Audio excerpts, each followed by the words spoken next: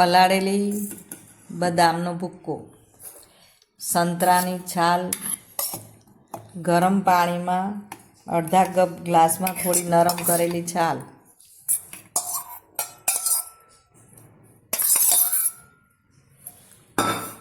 Gas ઉપર થોડી grind કરવું, 1 ચમચી ગાયનું ઘી, 1 ચમચી બદામનું તેલ, 1 ચમચી ઘરે બનાવેલી એલોવેરા પેસ્ટ. આ મસાજ ક્રીમ આપણે ગ્રાઇન્ડ કરી લીધી છે.